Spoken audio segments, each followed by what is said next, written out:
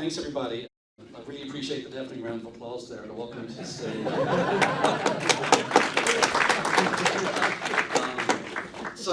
I'm very happy to be here today. I just learned I'm talking about innovation, which of course was never shared with me, but that's okay. We'll figure it out as we go. And I've only got 2 slides, so that's going to be good. And what I wanted to talk about was my background is I'm a chartered accountant from Ireland. Perhaps a little unusual, I did chartered accountancy the old-fashioned way. I didn't go to college. I went straight from high school.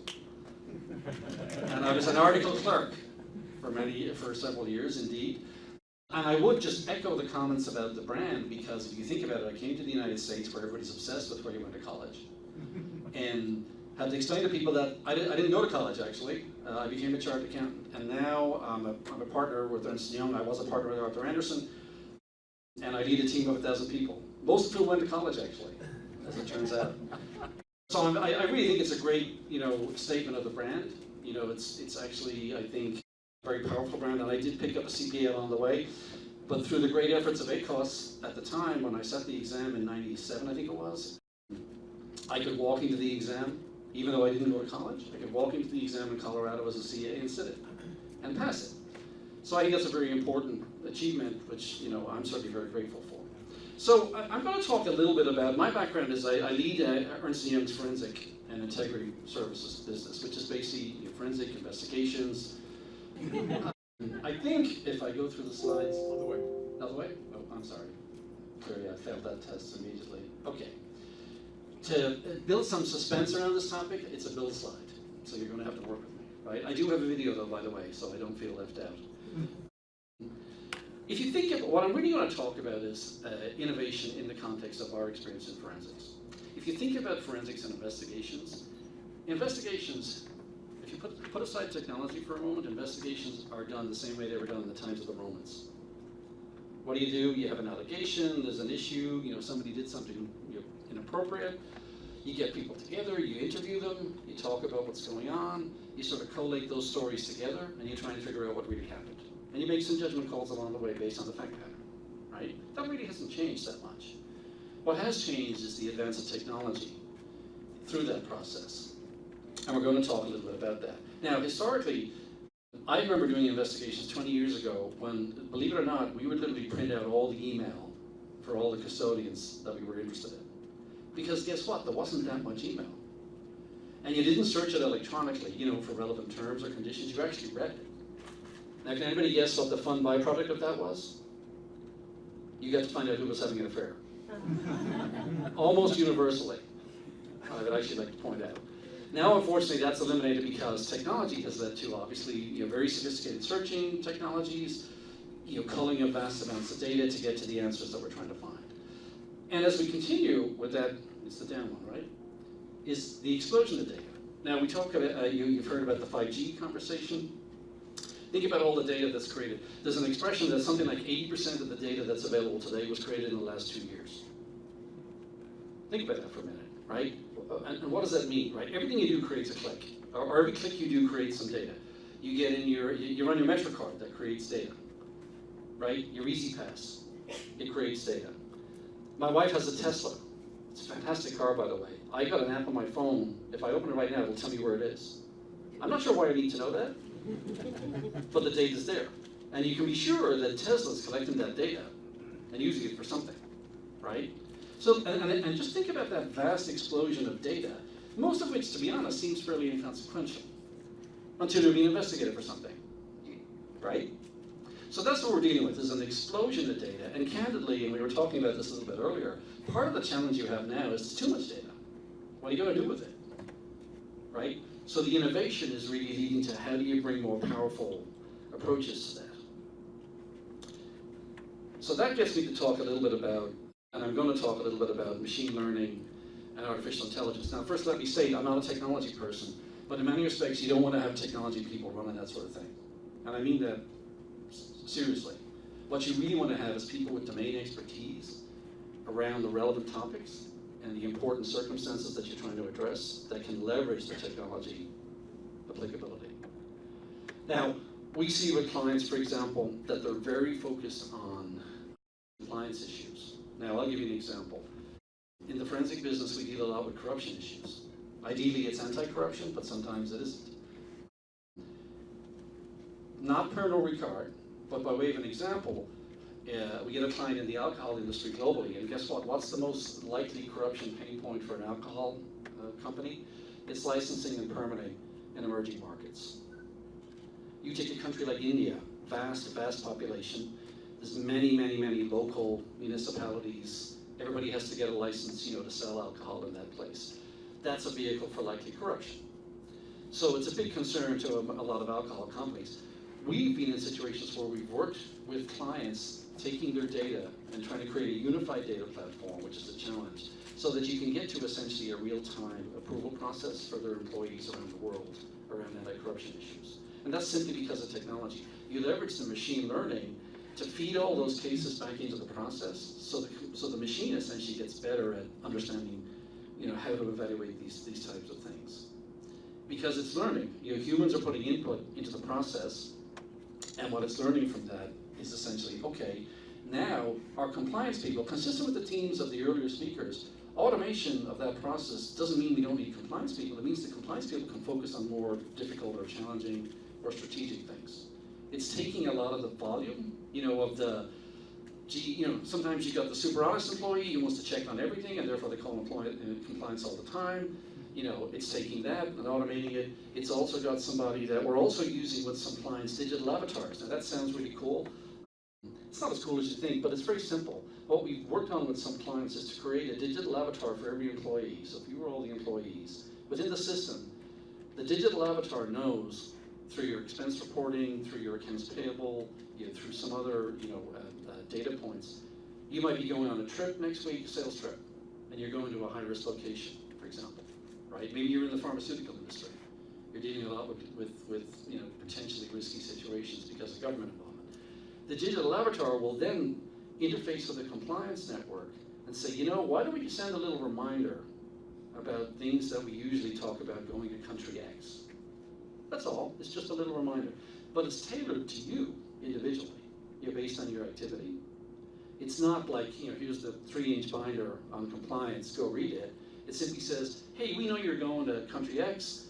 Why don't you read this 2-pager that gives you a little reminder? Now, what does that do for the company? It builds a pretty good insurance policy in terms of what we told you so, right? So that's an interesting example, I think, of how these things happen. So I think what I'd like to do is, if we can run, we have a video. Now this, first of all, I apologize for the British accent. I don't know why it is British accents have to be in videos. Does that make them sound serious or something? Robert, do you have any ideas? No, I don't know. But we're going to run that, and it's just talking about analytics, but in the context of these forensic type issues, and then we can talk a little bit more. So thanks very much. We are experiencing a digital revolution where businesses face unprecedented amounts of data and an ever-changing risk landscape. To manage risk, businesses need a way to harness the power of big data and technology innovation. At EY, we are building a platform that helps businesses accelerate that journey. EY Virtual Analytics Infrastructure, EY Virtual, is a microservices-based forensic data analytics platform that can be deployed via cloud or on-premises. It is designed to enable data analytics and support the needs of a wide variety of risk management applications. EY Virtual is built by professionals who possess decades of experience in conducting fraud investigations and managing large-scale legal and regulatory responses. We have built into EY Virtual sector-focused risk management applications and algorithms. We also work with businesses to develop custom products for their specific legal, compliance, and investigation needs. Leveraging the EY Global Network, EY Virtual offers on-demand, quick-to-deploy resources as well as fast and flexible technology deployment options.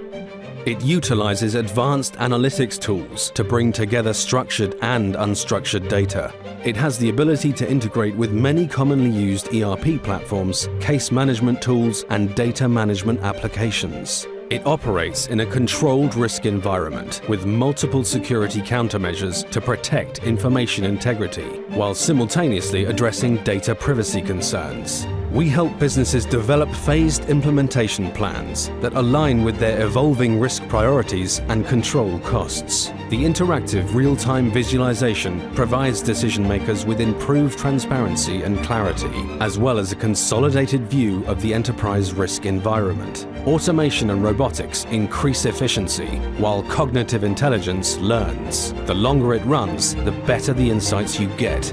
EY Virtual, the next generation forensic data analytics platform, integrating human and machine intelligence. To learn about how EY Virtual can help identify risk and act on it, visit ey.com/forensics. So, I'm not going to belabor the points of that in that video, and I'm sure you've seen some of the things, but it's interesting. Not everything we do in forensics for clients is a bad situation. Most investigations can often be. I'll give you an example. We use some of those tools. A client had a concern. It was an alternative asset manager. They had a lot of traders, and they had a concern about insider trading. So they wanted us to do some analytics around emails, internal communications within the organization, instant messaging, things like that. They were just trying to see if there was any indicia that they should be worried about, because the regulator was asking. Out of about 100 traders or so, they did find somebody who was a problem. However, what happened was, a lot of the data we pulled together for them, we started a conversation, almost by accident, that said, have you ever thought about what a good trader looks like? Is there a profile? Your more successful traders? Is there something you could look at? And that turned into a really interesting conversation. And what they found was they could model certain behaviors, of their top 5 or 10 traders, whether it was the social networks they accessed, the level of sort of interaction they had with different stakeholders, and that led to a kind of a training program. So they were actually very happy with that. So it doesn't always have to be a negative connotation. The one thing I wanted to talk a little bit about, and I'll actually I'll talk about the impact on the profession actually in a moment. Getting to my second slide, which is very exciting. I know you're on the edge of your seats for this. The technology being embedded. As we look at our profession, and there's been a lot of commentary about this, who do you think we're looking to hire on a go-forward basis? It's people that are very familiar with technology. In many respects, it's of course, you still want to have plenty of accounting knowledge and that sort of thing, but it's really the STEM background that's becoming more and more relevant to us. And I'm sure you're all experiencing that at your organizations, but it's just to make that point. I think that, we're also seeing a great deal of proactive compliance. A lot of these tools we've built now can offer very close to real time. As the tools get more, in terms of compliance, approvals and things like that, as the tools get more powerful, you're kind of seeing a keep us out of trouble kind of mindset, as opposed to a, hey, let's wait till we have a problem and then we can, find it out, which I think is very positive. And I think it's actually, what we're finding, and this is an important point I think I'd like to make, is if you look at integrity as a competitive differentiator, 10 years ago, you might have said, that's kind of soft, right? It's sort of, everybody wants to do the right thing, but does that, you want to make money, right? The reality is now with the millennial workforce, if they feel your company doesn't demonstrate integrity, it doesn't operate at the highest ethical levels, they have no interest in joining you. And you look at certain companies, you may be familiar with this group called Ethisphere. They do a lot of activity in the compliance sphere, and they have a kind of a most ethical companies, index, if you like. And most of I believe, I don't have the research at my fingertips, but those companies are more profitable, than companies that don't make that sort of list. So again, integrity is actually a competitive differentiator. So as you think, one thing we encourage clients to think about is what we call the integrity agenda. It sounds very sort of fancy, but fundamentally it's really a point about you need to have an agenda to deal with the difference between what you want to have happen with your employees and what actually happens. Right? It's a simple concept, but it's much more complicated than just having a compliance manual or having internal control or having internal audit. It's a cultural issue, which was touched on earlier, and it's very powerful, and I think younger people are driving it more in the workforce, and so we're seeing that clients are embracing it more. The last point I touched on earlier, I've got 30 seconds left, the impact on the profession. I think it's very significant. What I worry about, candidly, is I certainly grew up in an apprenticeship model in the profession. First year, working with a second year, working with a third year, that kind of thing. I think that's getting a lot more challenging for our profession. If you look at our business, our firm has 20,000 people in India who are top-notch people that can handle a lot of tasks that used to be done by somebody who was learning on the job here. That doesn't really happen so much anymore. So I think those types of things are going to be a concern, I think, for the profession as we go forward. Other than that, I think that I agree with some of the comments that we made earlier, that automation, things like that, are really going to be very helpful. Our firm has a very significant digital approach to audit now. You know, if you look at the tax business, very significantly impacted by automation, and will continue that way. So I think that's going to change the business. It's going to make challenges maybe for folks looking to enter the workforce in a more traditional capacity, but they're going to have to be ready for technology. So with that, I thank you very much for your time, and look forward to the next speaker. Thanks.